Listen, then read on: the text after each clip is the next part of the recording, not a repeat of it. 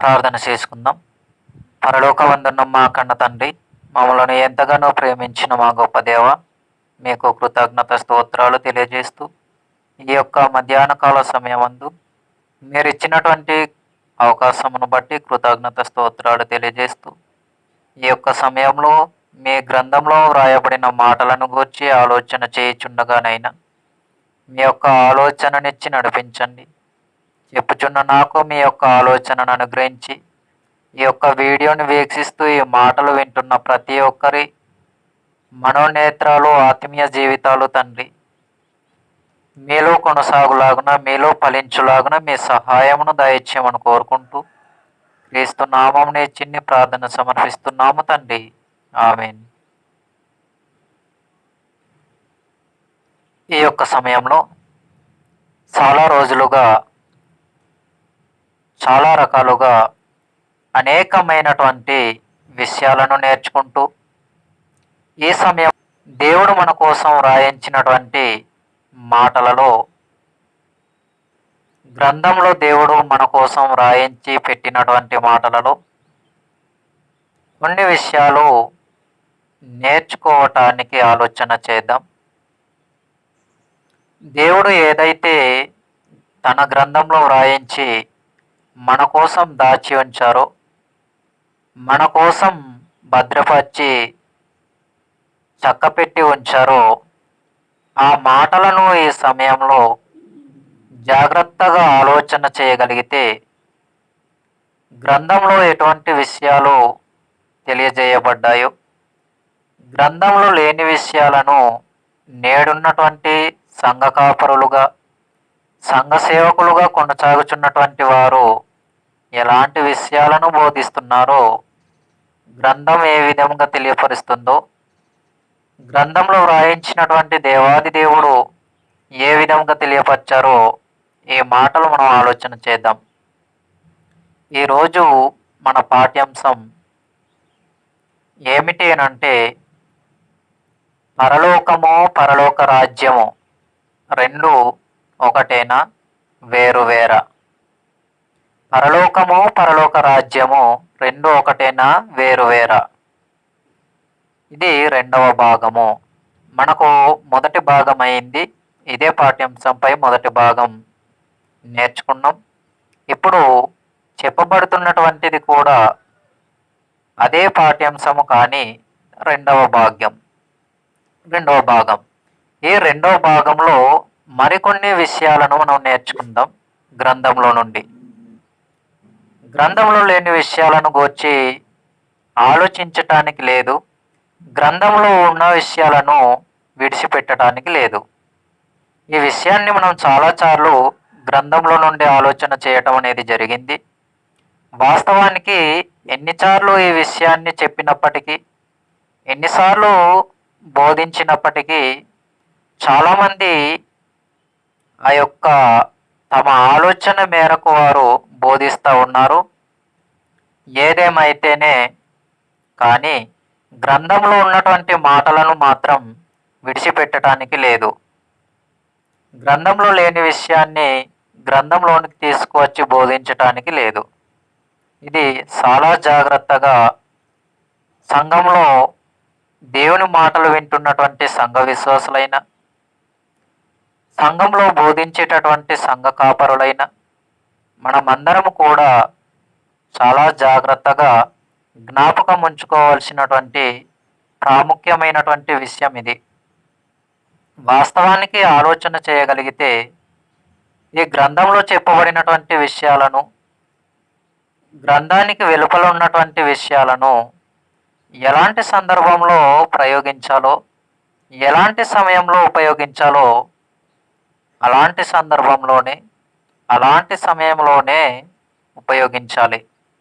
కాబట్టి వాస్తవానికి మనం ఆలోచన చేయగలిగితే ఇక్కడ ఒక సందర్భాన్ని గ్రంథంలో నుండి మొదటిగా మనం ఆలోచన చేద్దాం. పరలోకానికి పరలోక రాజ్యానికి మధ్య ఉన్నటువంటి భేదం ఏమైనా ఉందా? లేదు అనుకుంటే పరలోకము పరలోక రాజ్యము అనేటటువంటివి రెండు ఒకటేనా? చాలా జాగ్రత్తగా గ్రంథంలో వ్రాయబడిన మాటలను మనం ఆలోచన చేసుకుంటూ వాక్య సందేశమును ముందుకు కొనసాగించుకుందాం.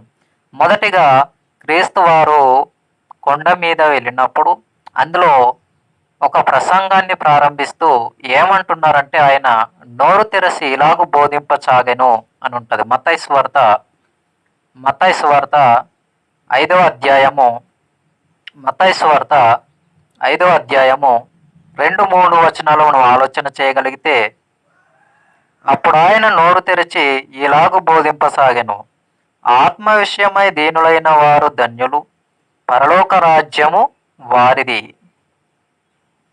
దేని విషయమై దీనులైనటువంటి వారు ధన్యులు అని అన్నాడు అనంటే, ఆత్మ విషయమై దీనులైన వారు ధన్యులు, పరలోక రాజ్యము వారిది అన్నాడు.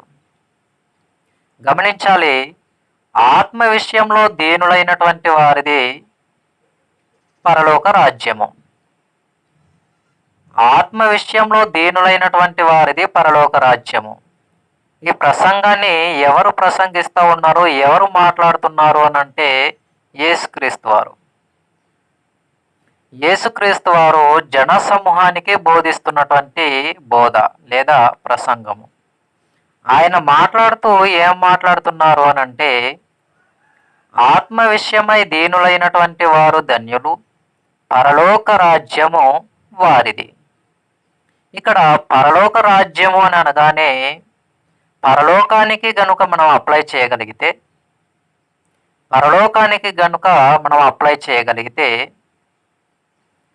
చాలా పొరపాటండి. ఎందుకు పొరపాటు అనంటే, సంఘ ప్రారంభాన్ని గురించినటువంటి విషయాలను యేసుక్రీస్తు వారు జన సమూహానికి బోధిస్తూ ఉన్నారు.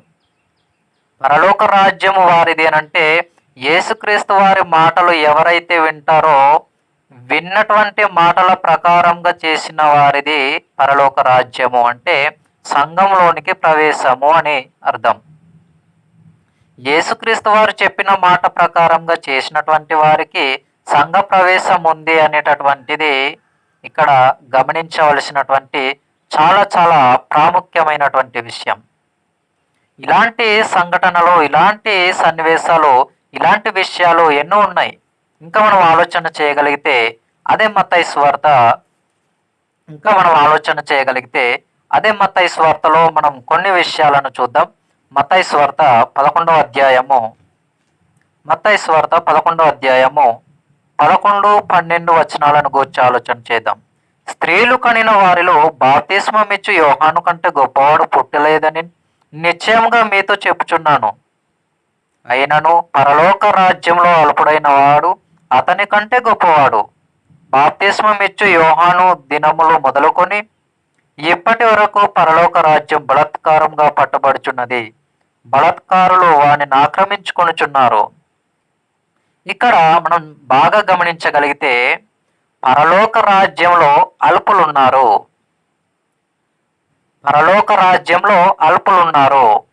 ఇంతకు పరలోక రాజ్యము అంటే ఏమిటి? సంఘము. ఈ సంఘంలో అల్పులైనటువంటి వారు కూడా ఉన్నారు.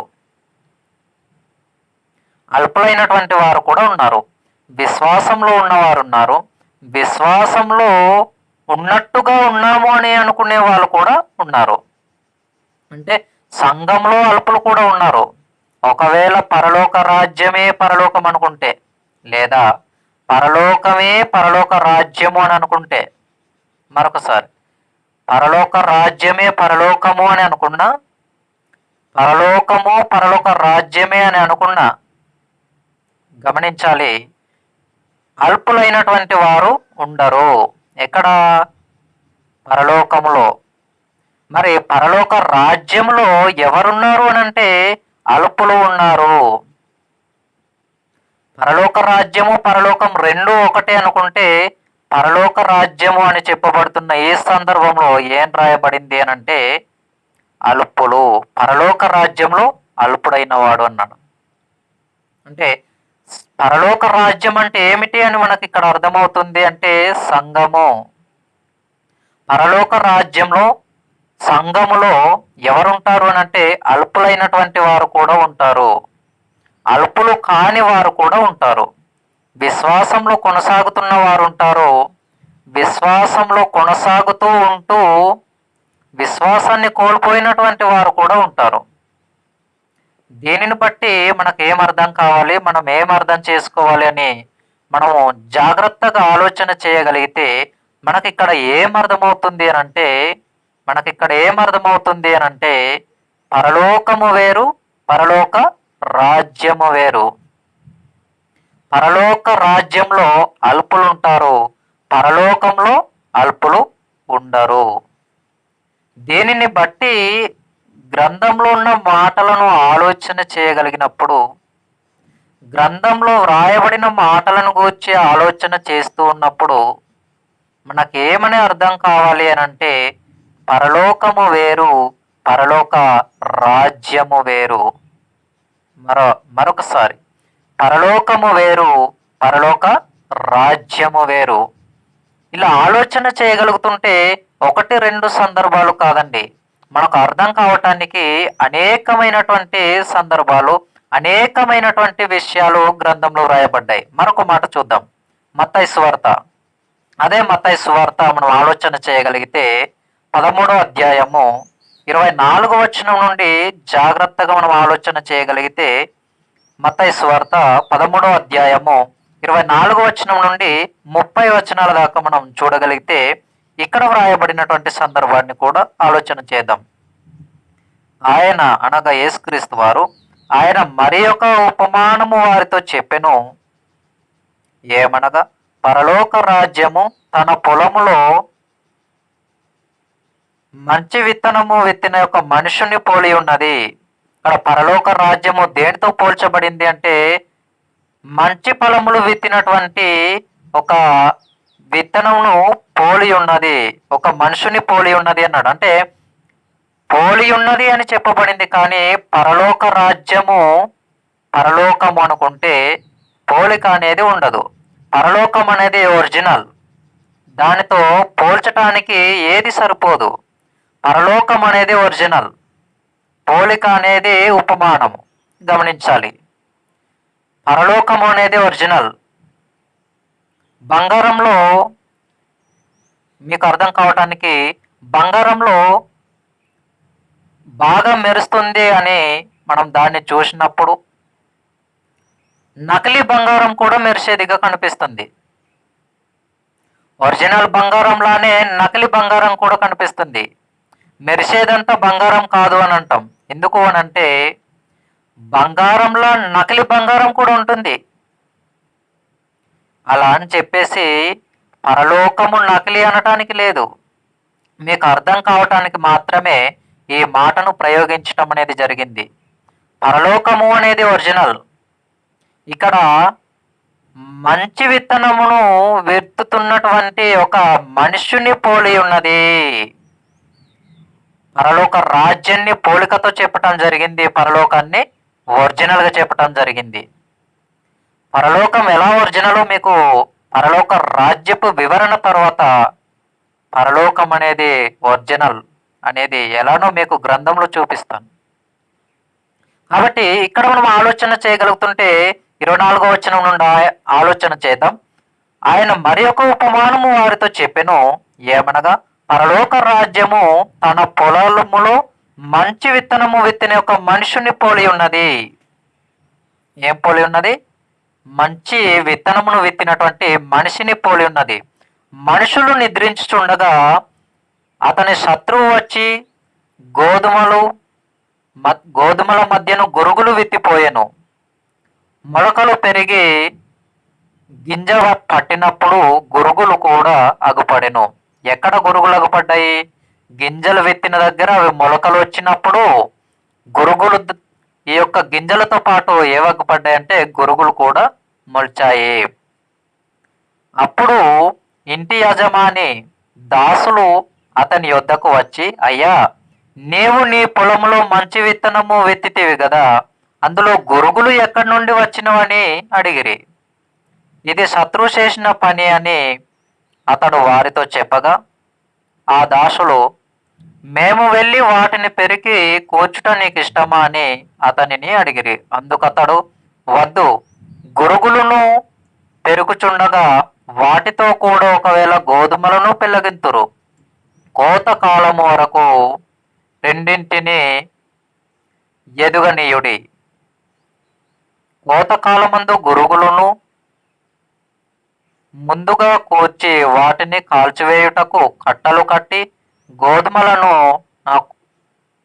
నా కొట్టులో చేర్చిపెట్టుడని కోతగాండతో చెప్పుదున నేను.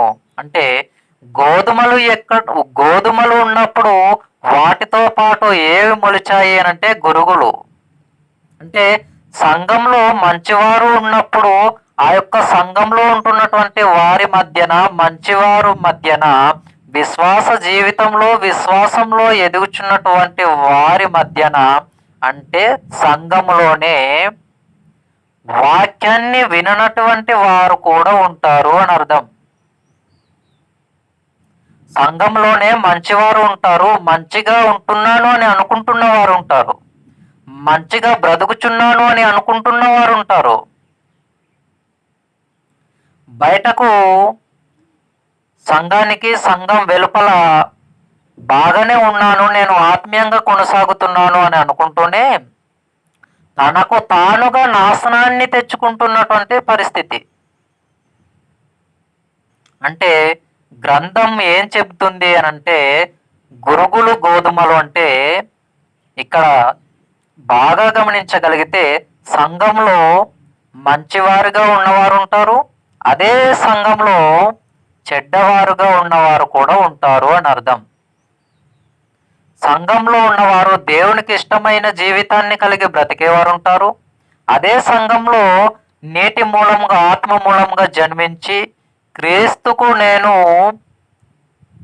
ఆత్మ మూలంగా, నీటి మూలంగా జన్మించినటువంటి వ్యక్తిని కాబట్టి క్రీస్తును పోలి నడుచుకుంటున్నాను అని అనుకుంటూనే క్రీస్తును పోలి నడుచుకున్నటువంటి జీవితాన్ని కలిగినటువంటి వారు కూడా సంఘంలోనే ఉంటారు. అంటే ఒకే సంఘంలోనే మంచివారు ఉంటారు, ఒకే సంఘంలోనే చెడ్డవారు కూడా ఉంటారు. వాక్యాన్ని పాటిస్తూ దేవుని కోసం బ్రతికేవారు అదే సంఘంలో ఉంటారు, వాక్యాన్ని వింటూ వాక్య ప్రకారంగా బ్రతకలేనటువంటి జీవితాన్ని కలిగినటువంటి వారు కూడా అదే సంఘంలో ఉంటారు. అంటే సంఘాన్ని గూర్చి తెలియజేయటానికి సంఘంలో ఉంటున్నటువంటి విశ్వాసులు ఎవరో, విశ్వాసం లేని వారెవరో తెలియజేయటానికి ఇక్కడ పరలోక రాజ్యంలో గోధుమలు లేదా గురుగులు ఏ విధంగా పోల్చబడటం అనేది జరిగింది. ఒకవేళ పరలోక రాజ్యమే పరలోకం అనుకుంటే, లేదా పరలోకమే పరలోక రాజ్యము అని చాలా మంది అనుకుంటున్నట్టుగా అనుకోగలిగితే గనుక ఇక్కడ పరలోకంలో మంచివారు చెడ్డవారు ఉండటానికి అవకాశం ఉందా? లేదు. మరి పరలోకంలో ఎవరుంటారు అని అంటే, దేవుని కోసం ఈ భూమి మీద ఆత్మానుసారమైన జీవితాన్ని కలిగి దేవునిలో ఎదుగుచూ ఉండి మరణించినటువంటి వారికి పరలోకంలో స్థానం అనేది ఉంది.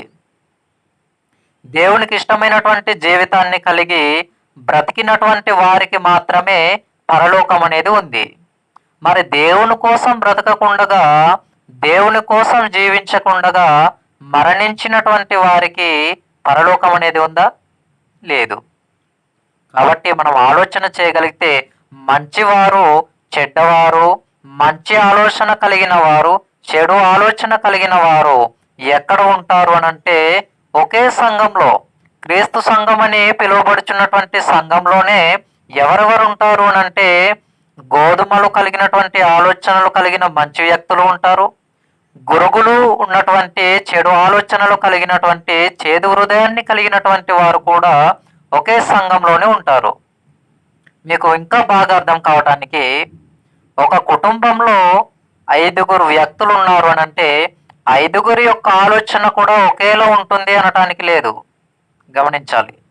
మీకు బాగా అర్థం కావటానికి మరొక చిన్న ఉదాహరణ లేదా ఎగ్జాంపుల్. ఒక కుటుంబంలో 5 ఉన్నారు అని అంటే ఆ 5 యొక్క ఆలోచనలు కూడా ఒకేలా ఉంటాయి అనటానికి లేదు. ఒకరి ఆలోచన ఒక్కొక్క విధంగా ఒక రకంగా ఉంటుంది. కానీ కుటుంబం ఒకటే. కానీ కుటుంబం అయితే ఒకటే. కుటుంబం ఒకటే కానీ మనుషులు 5గురు ఉండి ఆ 5గురిలో 5 విధాలైనటువంటి ఒక్కొక్క ఆలోచన ఉంటుంది. అంటే దీనిని బట్టి మనకు ఏమర్థమవుతుంది? ఒక కుటుంబంలోనే 5గురు ఉన్నప్పుడు 5 విధాలైన 5 రకాలైన ఆలోచనలు కలిగినటువంటి వ్యక్తులుగా ఉన్నప్పుడు ఇది మనకు అర్థమవుతాయి గనుక ఒక సంఘంలో కూడా మంచివారు అంటే విశ్వాస జీవితంలో దేవుని కోసం బ్రతుకుతూ దేవునిలో కొనసాగుతున్నవారు, విశ్వాస జీవితం లేకుండా అదే సంఘానికి వస్తూ కూడా విశ్వాసాన్ని కోల్పోయి దేవునికి దూరంగా ఉంటూ బ్రతికేటటువంటి వారు కూడా అదే సంఘంలో ఉన్నారు.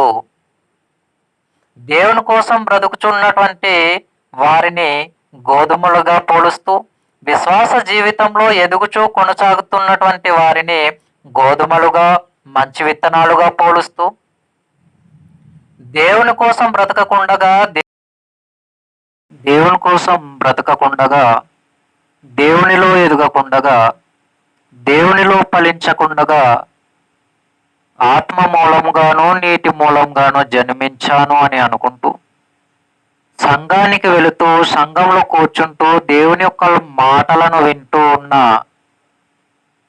దేవునిలో ఫలించినటువంటి వేరిని గూర్చి ఏమని చెప్పబడింది అని అంటే గురుగులు అని చెప్పబడింది.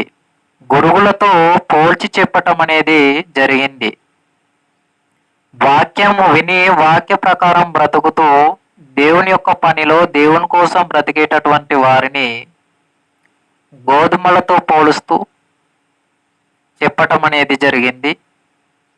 వాక్యము వినకుండగా వాక్య ప్రకారము ప్రవర్తించకుండగా సంఘంలోనే ఉంటూ క్రీస్తు సంఘ సభ్యులు అని పిలువబడుతున్నటువంటి వారిని గూర్చి ఏమని చెప్పబడింది అంటే గురువులతో పోల్చి చెప్పటం అనేది జరిగింది. వీరంతా కూడా ఎక్కడున్నారు అనంటే వాక్యం ప్రకటింపబడుతున్నటువంటి సంఘంలోనే ఉన్నారు, సంఘంలోనే కూర్చుంటున్నారు, సంఘంలో బోధింపబడుతున్నటువంటి మాటలనే వింటున్నారు. కానీ వింటున్నటువంటి దేవుని మాటల ప్రకారంగా వాక్య ప్రకారంగా ఎవరైతే విన్నది విన్నట్టుగా ఉన్నది విన్నట్టుగా ఉన్నారో, వాక్య ప్రకారంగా ఎవరైతే దేవుని కోసం బ్రతుకుతున్నారో వారే గోధుమలుగా పిలువబడుతూ సంఘంలో ఆత్మీయంగా విశ్వాస జీవితంలో కొనసాగుతున్నటువంటి వారికి గుర్తుగా పిలువబడుతూ ఉన్నారు. వాక్యాన్ని వింటూ సంఘంలో కూర్చుంటూ సంఘంలో చెప్పబడుతున్నటువంటి మాటలు వింటూ వాటి ప్రకారంగా బ్రతకనటువంటి వారికి గురుగులతో పోల్చి చెప్పటం అనేది జరిగింది. వీరెవరు అనంటే వాక్యాన్ని వింటారు కానీ వాక్య ప్రకారంగా బ్రతకరు. ఈ 2 లక్షణాలు కలిగినటువంటి వారు ఎక్కడున్నారు అని ఇప్పుడు మనం ఆలోచన చేసినప్పుడు ఈ ఇరువైపులా ఆలోచనలు కలిగినటువంటి వారు కూడా ఎక్కడకు వస్తున్నారు అనంటే దేవుని యొక్క మందిరానికి వస్తున్నారు. పాటలు పాడుతున్నారు, వాక్యాన్ని చదువుతున్నారు, ప్రార్థన చేస్తూ ఉన్నారు. కానీ వాక్య ప్రకారంగా బ్రతికేటటువంటి వారే క్రీస్తు సంఘ సభ్యులు. పరలోక రాజ్యంలో ఉన్నారు అనంటే వారెవరు అనంటే సంఘంలో ఉన్నవారు, క్రీస్తు రక్తం ద్వారా కడగబడి సంఘానికి శిరస్సుగా ఉంటున్నటువంటి క్రీస్తు వారి ద్వారా నడిపింపబడుతున్నటువంటి వారు, వారే క్రీస్తు సంఘ సభ్యులు. ఇది గ్రంథం మనకు చాలా స్పష్టంగా తెలియజేస్తూ ఉన్నటువంటి ప్రాముఖ్యమైనటువంటి విషయము. కాబట్టి సంఘంలో ఎవరైతే ఉన్నారో వారు మాత్రమే క్రీస్తు కోసం దేవుని కోసం బ్రతుకుతున్నటువంటి వారు మాత్రమే దేవునికి ఇష్టమైనటువంటి వారు. వారే మంచి నేలలో పడినటువంటి విత్తనాల వలె దేవుని కోసం ఫలించటానికి సిద్ధముగా ఉన్నవారు, దేవునిలో ఫలిస్తూ ఉన్నటువంటి వారు. ఇది గ్రంథం మనకు చాలా చాలా స్పష్టంగా తెలియపరుస్తూ ఉన్నటువంటి విషయం. మరొక మాటను గూర్చి మనం ఆలోచన చేయగలిగితే అదే మత్తయి సువార్త 12వ అధ్యాయము 28వ వచనాన్ని మనం ఒకసారి ఆలోచన చేద్దాం. మత్తయి సువార్త 12వ అధ్యాయము 28వ వచనం. ఇక్కడ కూడా మనము జాగ్రత్తగా ఆలోచన చేయగలిగితే ఏమని చెబుతుంది? దేవుని ఆత్మ వలన నేను దయ్యములను వెళ్ళగొట్టుచున్న ఎడల నిశ్చయముగా దేవుని రాజ్యము మీ మధ్యకు వచ్చి ఉన్నది అన్నాడు. నిజముగా దేవుని ఆత్మ వలన నేను దయ్యములను వెళ్ళగొట్టుచున్న ఎడల నిజముగా దేవుని ఆత్మ వలన నేను దయ్యములను వెళ్ళగొట్టుచున్న ఎడల నిశ్చయముగా దేవుని రాజ్యము మీ మధ్యకు వచ్చి ఉన్నది. ఈ మాట మనకు అర్థం కావడానికి మరొక సందర్భాన్ని ఈ సమయంలో మనం ఆలోచన చేయగలిగితే, జాగ్రత్తగా ఈ మాట ఏ కోణంలో చెప్పబడిందో, ఎందు నిమిత్తము ఇంత మృదువైనటువంటి మాటని సమయంలో మనం చూడటం అనేది జరిగిందో, ఈ మాట మనకు ఇంకా బాగా అర్థం కావటానికి మరొక సందర్భాన్ని గ్రంథంలో నుండి మనం ఆలోచన చేయగలిగితే, లూకాసు వార్తలో వ్రాయబడినటువంటి మాటను గూర్చి ఒకసారి మనం ఆలోచన చేయగలిగితే, లూకాసు వార్త 17వ అధ్యాయము 20-21 వచనాలు మనం ఆలోచన చేయగలిగితే, లూకాసు వార్త 17వ అధ్యాయము 20వ వచనము 21వ వచనం, 2 వచనాలు చూద్దాం. దేవుని రాజ్యం ఎప్పుడు వచ్చునని పరిసయ్యులు ఆయనను అడిగినప్పుడు ఆయన, దేవుని రాజ్యము ప్రత్యక్షముగా రాదు, ఎందుకనగా ఇదిగో దేవుని రాజ్యము మీ మధ్యనే ఉన్నది గనుక ఇదిగో ఇక్కడనే అదిగో అక్కడనని చెప్ప వీలు పడదని వారికి ఉత్తరం ఇచ్చెను. అంటే దేవుని రాజ్యం అంటే ఏమిటి అని అంటే, మరలా క్రీస్తు రక్తం ద్వారా కడగబడి క్రీస్తు కోసం జీవిస్తూ క్రీస్తు పనిలో నిమగ్నమవుతూ బ్రతుకుచున్నటువంటి వారే దేవుని రాజ్యముగా పిలువబడినటువంటి వారు. లేదా పరలోక రాజ్యంలో అంటే సంఘంలో ఉన్నటువంటి వారు.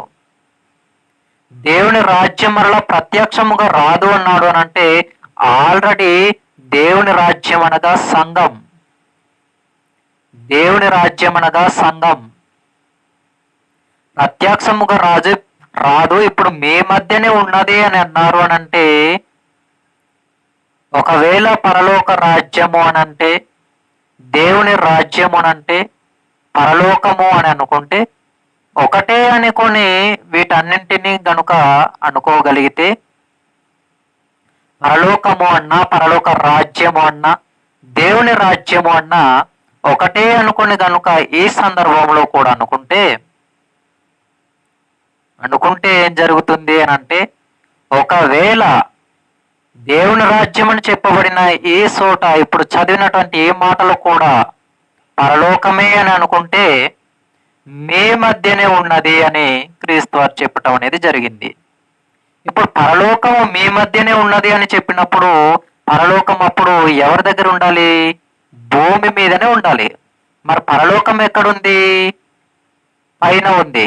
పరలోకం అనేది దేవుడు ఉన్నటువంటి ఒక లోకం. దేవుని రాజ్యం అన్నా పరలోక రాజ్యం అన్నా భూమి మీద మనం ఉన్నటువంటి సంఘం, క్రీస్తు వారి రక్తం ద్వారా కడగబడినటువంటి మనమందరము కూడా క్రీస్తు సంఘం. మన అందరము కూడా ఏ విధంగా పిలువబడ్డాము అనంటే పరలోక రాజ్యముగా పిలువబడ్డాము. అంటే క్రీస్తు రక్తం ద్వారా కడుగబడి ఆత్మ మూలంగా నీటి మూలంగా జన్మించినటువంటి మనమంతా ఎవరము అనంటే పరలోక రాజ్యంలో ఉన్నటువంటి క్రీస్తు సంఘ సభ్యులము. మనమంతా ఎవరం అంటే విలువ పెట్టి కొనబడినటువంటి వారము. దేని ద్వారా విలువ పెట్టి కొనబడ్డాము అనంటే క్రీస్తు రక్తం ద్వారా. దేని ద్వారా? క్రీస్తు వారి యొక్క రక్తం ద్వారా. క్రీస్తు వారు సిందించినటువంటి రక్తం ద్వారానే మనకు రక్షణ అనేది వచ్చింది. క్రీస్తు వారు సిందించినటువంటి రక్తం ద్వారానే పాపంలో నుండి మనం విడుదల అనేది పొందుకున్నాము. కాబట్టి ఆయన రక్తం ద్వారా అనగా క్రీస్తు వారి రక్తం ద్వారా కడగబడినటువంటి మనమంతా క్రీస్తు సంఘ సభ్యులము. కాబట్టి జాగ్రత్తగా మనం ఆలోచన చేయగలిగినప్పుడు ఇక్కడ పరలోక రాజ్యము అనేది వచ్చి ఉన్నది. ఇప్పుడు మీ మధ్యనే ఉన్నది అని అన్నారు అని అంటే పరలోకంలో ఉన్న దేవుడు ఉన్నటువంటి స్థలానికి మనం అప్లై చేయటానికి లేదు. పరలోకమందు దేవుడు ఉన్నాడు, భూమి మీద మనం ఉన్నాం. ఒకవేళ దేవుని రాజ్యం అని చదివినటువంటి ఈ సందర్భంలో కూడా పరలోకమే అని అనుకుంటే గనుక ఇప్పుడు క్రీస్తు వారు ఆ మాట చెప్పిన సమయానికి తండ్రైన దేవుడు ఎక్కడ ఉండాలి అని అంటే భూమి మీద ఉండాలి. ఎందుకు? చాలా మంది బోధిస్తున్నటువంటి బోధ ప్రకారంగా వాస్తవానికి దేవుడు భూమి మీదకి వస్తే మనుషులు ఎవరు బ్రతకటానికి అవకాశమే లేదు. ఈ మాటలు మనందరికీ బాగా తెలుసు. గ్రంథంలో చాలా అద్భుతమైనటువంటి విషయాలు వ్రాయబడ్డాయి. కాబట్టి క్రీస్తు వారు అక్కడ ఏమంటున్నారు అని అంటే ఇప్పుడు దేవుని రాజ్యం మీ మధ్యనే ఉన్నది, ప్రత్యక్షముగా మరల రాదు. అంటే క్రీస్తు వారు చెప్తున్నటువంటి మాటలను బట్టి మనకు ఏమర్థమవుతుంది అంటే క్రీస్తు వారు ఇంతకు మునుపే అనేకమైనటువంటి విషయాలు సమాజానికి ప్రజల మధ్యన అనేక విషయాలు బోధించటం అనేది చెప్పటం అనేది జరిగింది. అలా క్రీస్తు వారు చెప్తున్నప్పుడు క్రీస్తు వారి యొక్క మాటలను బట్టి అనేక మంది మార్పు చెందటం అనేది జరిగింది. వారంతా కూడా సంఘంలో చేర్చబడటానికి సమీపంగా ఉన్నటువంటి సందర్భం. కాబట్టి దేవుని రాజ్యము ప్రత్యక్షముగా మరల రాదు, మీ మధ్యనే ఉంది అని క్రీస్తు వారు చెప్పటం అనేది జరిగింది. కాబట్టి ఇక్కడ మనం ఆలోచన చేసినప్పుడు గ్రంథంలో వ్రాయబడినటువంటి విధానం ఏదైతే ఉందో ఆ విధానంనే మనం నేర్చుకోవాలి, ఆ విధానాన్నే మనం బోధించాలి. అంతేకాని గ్రంథంలో లేని విషయాన్ని గ్రంథానికి తీసుకొచ్చి బోధించటం, గ్రంథంలో ఉన్న విషయాన్ని విడిచిపెట్టేసి సంఘంలోనికి వెళ్ళి బోధించటం ఇది చాలా ప్రమాదానికి గురి తీస్తుంది అన్న విషయాన్ని సంఘాన్ని నడిపిస్తున్నటువంటి సేవకులు, సంఘంలో ఉండి వింటున్నటువంటి సంఘ విశ్వాసులందరూ కూడా చాలా జాగ్రత్తగా ఆలోచన చేయవలసినదిగా నేను ఈ సమయంలో కోరుకుంటా ఉన్నాను. ఎందుకు అనంటే గ్రంథంలో ఉన్న విషయాలు తీసి బోధించిన, గ్రంథంలో లేని విషయాలను గ్రంథంలోనికి ఆపాదించి బోధించిన అది చివరకు మన ఆత్మీయ జీవితానికే ప్రమాదం అనేది ఉంది. కాబట్టి మరొక సందర్భాన్ని మనం చూద్దాం. మరొక సందర్భాన్ని మనం ఆలోచన చేయగలిగితే మత్తయి సువార్త 25వ అధ్యాయము మొదటి 2 వచనాలు ఒకసారి ఆలోచన చేద్దాం. మత్తయి సువార్త 25వ అధ్యాయము మొదటి 2 వచనాలు. పరలోక రాజ్యము తమ దివిటీలు పట్టుకుని పెండ్లి కుమారుని ఎదుర్కొనుటకు బయలుదేరిన 10 మంది కన్యకలను పోలి ఉన్నది. వీరిలో 5 బుద్ధి లేనివారు, 5 బుద్ధి గలవారు. పరలోక రాజ్యము తమ దివిటీలు పట్టుకుని పెండ్లి కుమారుని ఎదుర్కోవటానికి వీరు సిద్ధంగా ఉన్నారు. 10 మంది కన్యకలు. అక్కడ ఎవరెవరు ఉన్నారు అని అంటే బుద్ధి లేని వారు ఉన్నారు, బుద్ధి కలిగినటువంటి వారు ఉన్నారు. బుద్ధి కలిగిన వారు ఉన్నారు, బుద్ధి లేని వారు ఉన్నారు. బుద్ధి గలవారు ఉన్నారు, బుద్ధిహీనులు ఉన్నారు. ఇక్కడ గమనించాలి. ఇక్కడ గ్రంథం ఏ విధంగా తెలియపరిచింది అని అంటే బుద్ధి కలిగినటువంటి వారు ఉన్నారు, బుద్ధి లేని వారు కూడా ఉన్నారు. ఇక్కడ పరలోక రాజ్యము అని చెప్పబడింది. పరలోక రాజ్యంలో ఎవరెవరు ఉన్నారు అని అంటే బుద్ధి కలిగిన వారు ఉన్నారు, బుద్ధి లేని వారు కూడా ఉన్నారు. ఒకవేళ పరలోక రాజ్యము పరలోకము రెండు ఒకటి అని అనుకుంటున్నటువంటి వారెవరైతే ఉన్నారో వారిని గూర్చి ఆలోచన చేసినప్పుడు, ఒకవేళ పరలోకము పరలోక రాజ్యము రెండు ఒకటే అని అనుకుంటే, పరలోకంలో బుద్ధిహీనులు కూడా ఉంటారా? బుద్ధి లేని వారు కూడా ఉంటారా? బుద్ధి లేని వారు, బుద్ధిహీనులు ఎక్కడ ఉంటారు అని అంటే, పరలోక రాజ్యంలో అని పిలువబడుతున్నటువంటి సంఘంలో ఉంటారు. మంచివారు ఉంటారు, చెడ్డవారిగా బ్రతుకుతున్నటువంటి వారు కూడా ఉంటారు. ఎక్కడ? సంఘంలో.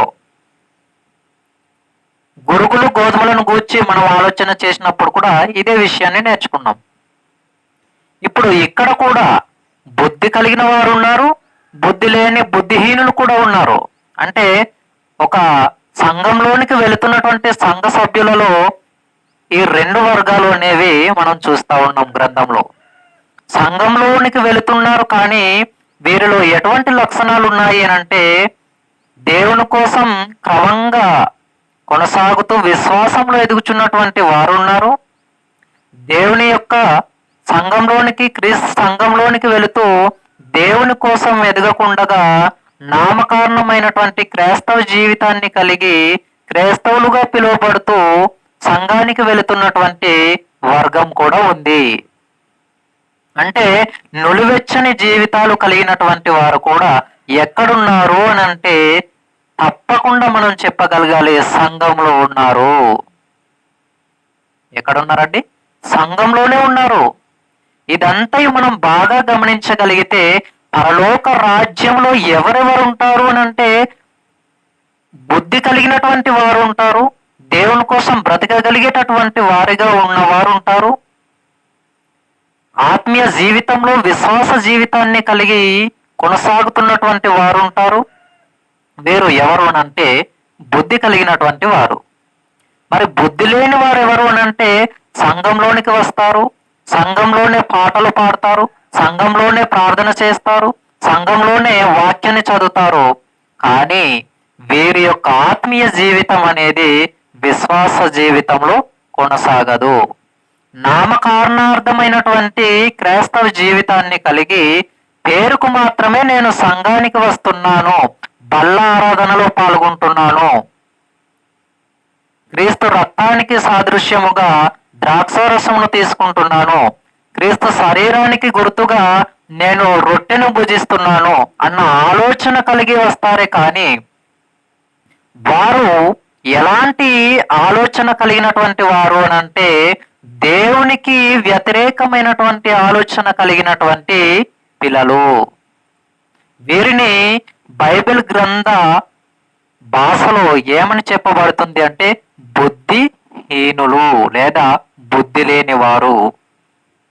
ఇదే ఇప్పుడు మనం చదువుకున్నటువంటి సందర్భంలో ఈ మాట మనకేం తెలియపరుస్తుంది అని అంటే, మన యొక్క జీవితాలు ఎలా ఉన్నాయో మనకు బాగా తెలియపరుస్తుంది. మన ఆత్మీయ జీవితాలు ఎలా ఉన్నాయో మనకు బాగా అర్థమయ్యేలా మన జీవితానికి హార్ట్ టచింగ్ గా ఉంటాయి. కాబట్టి అదే 25వ అధ్యాయం మత్తయి సువార్తలో 41వ వచనాన్ని ఒకసారి మనం ఆలోచన చేయగలిగితే, మత్తయి సువార్త 25వ అధ్యాయము 41వ వచనం. అప్పుడు ఆయన, ఎడమ వైపున ఉండు వారిని చూచి, శపింపబడిన వారులారా, నన్ను విడిచి అపవాదికిని వాని దూతలకును సిద్ధపరచబడిన నిత్యాగ్నిలోనికి పోవుడి అన్నాడు. అంటే ఎడమ వైపున ఉన్నవారు ఎవరు అనంటే, బుద్ధి లేనటువంటి వారు. బుద్ధి లేనటువంటి వారు నిత్యాగ్నిలోనికి వారు వెళ్ళిపోవలసినటువంటి పరిస్థితి వచ్చింది. ఎవరికి అనంటే, ఎడమ వైపున ఉన్నటువంటి వారికి, మేకలుగా పిలువబడినటువంటి వారికి, గురుగులుగా పిలువబడినటువంటి వారికి, దేవుని దృష్టిలో నీచమైన జీవితాన్ని కలిగి ఉన్నటువంటి వారికి. ఇవన్నీ కూడా మనకు ఏ విధమైనటువంటి సూచనలను, ఏ విధమైనటువంటి హెచ్చరికలను జారీ చేశాయి అని అంటే, బాగా మనం గమనించగలిగినప్పుడు పరలోక రాజ్యంలోనే మంచి అనేది, చెడు అనేది కూడా సంఘంలో ఉంది. అంటే సంఘంలో కావాలనే ఉంది, కావాలనే పెట్టుకున్నామని కాదు. మనసులో ఉంటున్నటువంటి ఆలోచన విధానము. సంఘంలోనికి వస్తున్నారు కానీ కేవలం వస్తున్నాము అనంటే వస్తున్నాము అంతే. వింటున్నాము అనంటే వింటున్నాము అంతవరకే. ఏదో అందరి దగ్గరికి వెళ్ళి సేవకునికి కనిపించాలి కాబట్టి సంఘంలోనికి వస్తున్నాను అని ఆలోచన కలిగినటువంటి వారు కూడా సంఘంలోనికి రావటం అనేది చాలా సందర్భాల్లో చాలా విధాలుగా మనం వింటున్నటువంటి సందర్భం లేదా చూస్తూ ఉన్నటువంటి సందర్భం. వారు వెళుతున్నారు కాబట్టి నేను కూడా వెళ్ళాలి అన్న ఆలోచన ఒకరిది అయితే, వారు వింటున్నారు కాబట్టి నేను కూడా వినాలి అన్న ఆలోచన మరొకరిది. వారు వెళ్తున్నారు కాబట్టి వెళ్ళాలి అన్న ఆలోచన ఒకరిది, వారు వింటున్నారు కాబట్టి వినటానికి నేను కూడా వెళ్ళాలి అన్న ఆలోచన మరొకరిది. మరి నిజ క్రైస్తవులు ఎవరు అంటే దేవునికి ఇష్టమైనటువంటి జీవితాన్ని కలిగినటువంటి వాడే నిజ క్రైస్తవుడు, నిజ క్రైస్తవులు. కాబట్టి పరలోక రాజ్యంలో మంచి చెడుల ఆలోచనలు కలిగినటువంటి వారు ఉంటారు. పరలోకంలో కేవలం దేవునికి అనుకూలమైనటువంటి ఆలోచనలు కలిగినటువంటి ఆత్మలు మాత్రమే పరలోకంలో ఉంటాయి. పరలోక రాజ్యంలో మానవులుగా మనం క్రీస్తు సంఘంలో భూమి మీద ఉండి దేవునిని ఆరాధిస్తున్నాం కాబట్టి అనేకమైనటువంటి ఆలోచనలను కలిగి ఉండటానికి భూమి మీద అవకాశం ఉంది. కానీ పరలోకంలో అయితే అల్పులైనటువంటి వారుండరు, బుద్ధిహీనత కలిగినటువంటి వారుండరు. కాబట్టి పరలోకం అనేది చాలా ప్రాముఖ్యమైనటువంటి స్థలము. పరలోకంలో పరిశుద్ధులు మాత్రమే ఉండవలసినటువంటి స్థలము. అందుకే దేవుడు పరిశుద్ధుడు కాబట్టి పరలోకంలోనే ఉన్నారు. దేవుడు పరిశుద్ధుడు, పరిశుద్ధమైనటువంటి జీవితాన్ని కలిగిన వారు. అలానే యేసుక్రీస్తు వారు పరిశుద్ధత లేనివారు కాబట్టి భూమి మీదకు వచ్చారు, లేదా తండ్రి అయిన దేవుడు యేసుక్రీస్తు వారిని భూమి మీదకు పంపించారు అని అనుకోవటానికి లేదు. యేసుక్రీస్తు వారు కూడా పరిశుద్ధుడే. అలానే పరిశుద్ధత లేదు కాబట్టి యేసుక్రీస్తు వారు వెళ్ళి పరిశుద్ధాత్మను ఆదరణకర్తగా పంపించారు అని అనుకోవటానికి లేదు. పరిశుద్ధాత్మ కూడా పరిశుద్ధమైనటువంటి ఆత్మయే. కాబట్టి గమనించగలిగితే పరలోకంలో పరిశుద్ధత కలిగినటువంటి ఆత్మలకు మాత్రమే ప్రవేశము. కాబట్టి గ్రంథం ఏం చెబుతుంది అంటే మత్తయి సువార్త 6వ అధ్యాయము, ఇప్పుడు పరలోకమును గురించి ఆలోచన చేద్దాం. మత్తయి సువార్త 6వ అధ్యాయము ఒకసారి 9వ వచనాన్ని మనం ఆలోచన చేయగలిగితే, మత్తయి సువార్త 6వ అధ్యాయము 9వ వచనం, కాబట్టి మీరు ఇలాగ ప్రార్థన చేయుడి, పరలోకమందున్న మా తండ్రి. ఇక్కడ క్రీస్తు వారు ఏం చెప్తున్నారంటే మీరు ఇలాగ ప్రార్థన చేయండి అని చెబుతూ ఏమంటున్నారంటే పరలోకమందున్న మా తండ్రి అన్నారు. అంటే తండ్రి వారు ఎక్కడున్నారని మనకు అర్థమవుతుంది. పరలోకంలో ఉన్నట్టుగా గ్రంథం చెబుతుందా, పరలోక రాజ్యంలో ఉన్నట్టుగా గ్రంథం చెబుతుందా? మరొకసారి చూడండి ఒకసారి ఆ మాట. మత్తయి సువార్త 6వ అధ్యాయము 9వ వచనం, మత్తయి సువార్త 6వ అధ్యాయము 9వ వచనం, కాబట్టి మీరు ఇలాగ ప్రార్థన చేయుడి, పరలోకమందున్న మా తండ్రి. పరలోకమందున్న మా తండ్రి. దేవుడు ఎక్కడున్నారు అని అంటే పరలోకంలో ఉన్నారు. మరి ఒకవేళ పరలోక రాజ్యం పరలోకం రెండూ ఒకటే అనుకుంటే ఇక్కడ ఏం రాయబడాలి? పరలోక రాజ్యమందున్న మా తండ్రి అని క్రీస్తు వారు నేర్పించాలి. గమనించాలి. పరలోక రాజ్యము పరలోకము లేదా పరలోకము పరలోక రాజ్యము ఈ రెండు ఒకటే అని అనుకునేవారు ఎవరైనా ఉంటే బాగా వినాలి ఈ యొక్క పాఠ్యాంశం. పరలోకము పరలోక రాజ్యము రెండు ఒకటే అనుకుంటే, లేదా పరలోక రాజ్యము పరలోకము రెండు ఒకటే అనుకుంటే, ఈ ఇప్పుడు చదివినటువంటి ఈ మాటలు ఏం రాయబడాలి? మనం ఏమని చదువుకోవాలి ఇప్పుడు అని అంటే పరలోక రాజ్యమందున్న మా తండ్రి అని క్రీస్తు వారు నేర్పించాలి. క్రీస్తు వారు అలా నేర్పించకుండా ఎలా నేర్పించారు అని అంటే పరలోకమందున్న మా తండ్రి అని నేర్పించారు. పరలోకమందున్న మా తండ్రి అని నేర్పించారు. మీరు పట్టుకున్నటువంటి బైబిల్ గ్రంథాన్ని ఒకసారి చూడండి. మత్తయి సువార్త 6 అధ్యాయం 9 వచనంలో ఏ విధంగా వ్రాయబడింది? పరలోక రాజ్యమందున్న మా తండ్రి అని వ్రాయబడిందా, పరలోకమందున్న మా తండ్రి అని వ్రాయబడిందా? చూడండి ఒకసారి, మీ గ్రంథాన్ని చూడండి. మీరు పట్టుకుంటున్నటువంటి గ్రంథంలో, మీరు పట్టుకొని చూస్తున్నటువంటి గ్రంథంలో మత్తయి సువార్త 6 అధ్యాయం 9 వచనం చూడండి. పరలోక రాజ్యమందున్న మా తండ్రి అని వ్రాయబడిందా, పరలోకమందున్న మా తండ్రి అని వ్రాయబడిందా? పరలోకమందున్న మా తండ్రి అని వ్రాయబడింది. క్రీస్తు వారు అలానే నేర్పించారు. కాబట్టి పరలోకంలో తండ్రి ఉన్నాడు, భూమి మీద పరలోక రాజ్యముగా పిలువబడుతున్నటువంటి సంఘముగా మనమున్నాము. ఇది బాగా గమనించగలిగితే మనకు అర్థమవుతుంది. యోహాను సువార్త 3 అధ్యాయం, మనకు ఇంకా అర్థం కావటానికి యోహాను సువార్త 3 అధ్యాయాన్ని మనం ఆలోచన చేయగలిగితే, యోహాను సువార్త 3 అధ్యాయము, యోహాను సువార్త 3 అధ్యాయము దేవుని యొక్క మాటలు చాలా జాగ్రత్తగా మనం ఆలోచన చేయగలిగినప్పుడు గ్రంథంలో ఏ విషయాలు అయితే వ్రాయబడ్డాయో ఆ విషయాలు మనకు స్పష్టంగా అర్థం కావటానికి దేవుడు మనకు ఆలోచనను అనుగ్రహిస్తారు. యోహాను సువార్త 3 అధ్యాయము 13 వచనాన్ని మనం ఆలోచన చేద్దాం. మరియు పరలోకము నుండి దిగి వచ్చిన వాడే అనగా పరలోకంలో ఉండు మనుష్య కుమారుడే తప్ప పరలోకమునకు ఎక్కిపోయిన వాడెవడనూ లేడు. ఇక్కడ ఏం చదువుకుంటున్నాం? పరలోకంలో నుండి వచ్చిన మనుష్య కుమారుడు, పరలోకంలో నుండి వచ్చిన మనుష్య కుమారుడు. గమనించాలి, పరలోక రాజ్యంలో నుండి వచ్చిన మనుష్య కుమారుడు అనంద, పరలోక రాజ్యంలో నుండి వచ్చిన మనుష్య కుమారుడు అనంద, పరలోకంలో నుండి వచ్చిన మనుష్య కుమారుడు అనందా? పరలోకంలో నుండి చూద్దాం, మరొకసారి ఆ మాట చూద్దాం. 13 వచనం, యోహాను సువార్త 3 అధ్యాయం 13 వచనం. మరియు పరలోకంలో నుండి దిగి వచ్చిన వాడే అనగా ఏమనుంది? పరలోకంలో నుండి దిగి వచ్చిన వాడే అనుందా, పరలోక రాజ్యంలో నుండి దిగి వచ్చిన వాడనుందా? మీ గ్రంథంలో ఏముంది? మీరు పట్టుకున్న బైబిల్ గ్రంథంలో ఏమని వ్రాయబడింది చూడండి ఒకసారి. యోహాను సువార్త 3 అధ్యాయం 13 వచనం. యోహాను సువార్త, యోహాను గారు రాసినటువంటి సువార్త 3 అధ్యాయం 13 వచనం ఏమని రాయబడింది చూడండి. మరియు పరలోకంలో నుండి దిగి వచ్చిన వాడే అనగా పరలోకంలో ఉండు మనుష్య కుమారుడు తప్ప పరలోకమునకు ఎక్కిపోయిన వాడెవడునూ లేడు. పరలోకంలో నుండి దిగి వచ్చిన వాడని రాయబడిందా, పరలోక రాజ్యంలో నుండి దిగి వచ్చిన వాడని రాయబడిందా?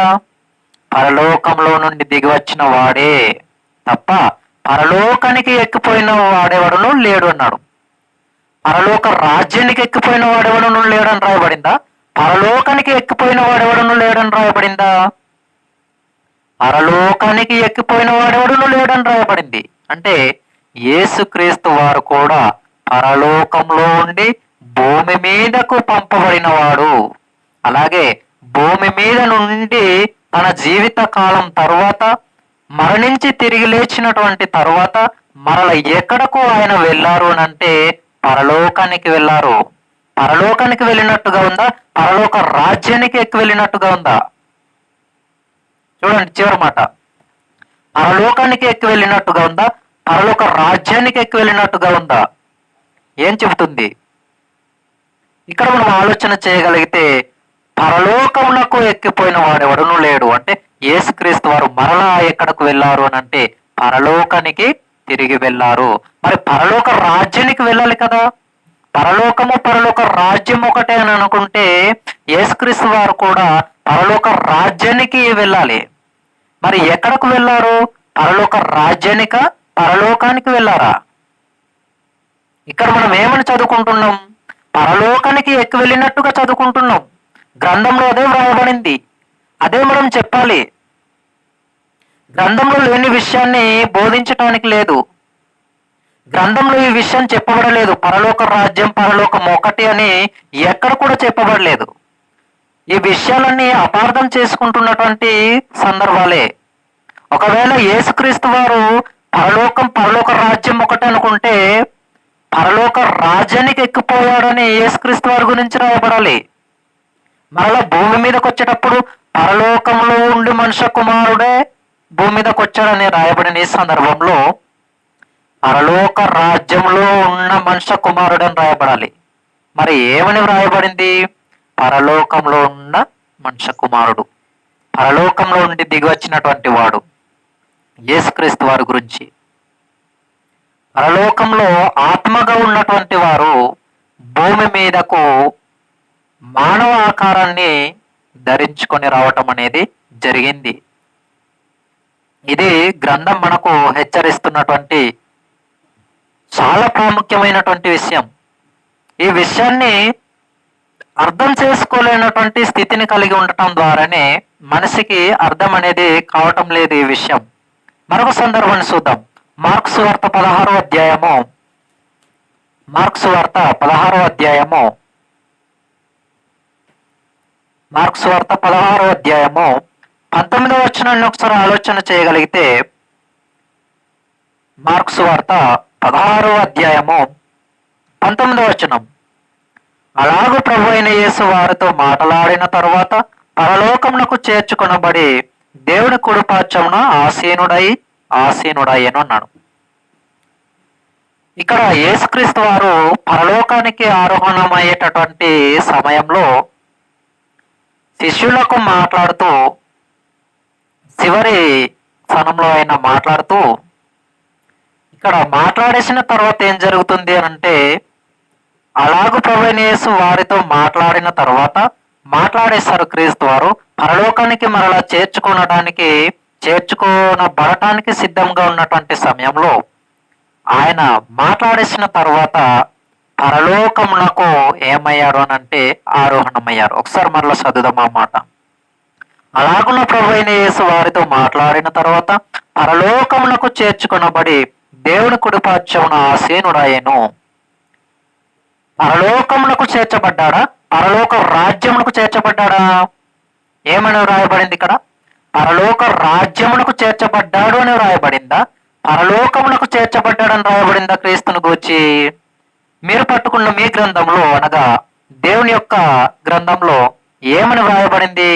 మార్క్స్ వార్త 16వ అధ్యాయం 19వ వచనంలో, మార్క్స్ వార్త 16వ అధ్యాయం 19వ వచనంలో ఏమని వ్రాయబడింది?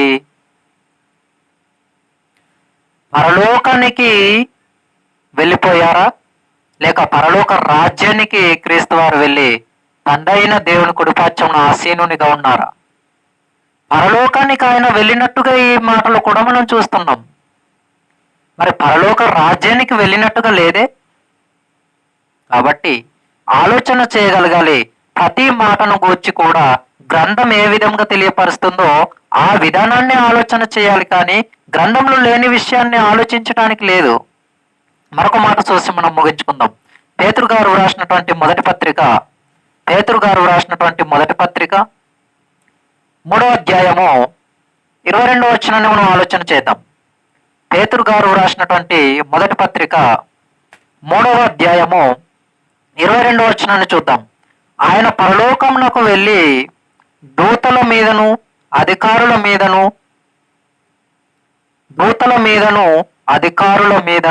శక్తుల మీదను అధికారము పొందిన వాడై దేవుడి కుడిపార్శ్వమున ఉన్నాడు.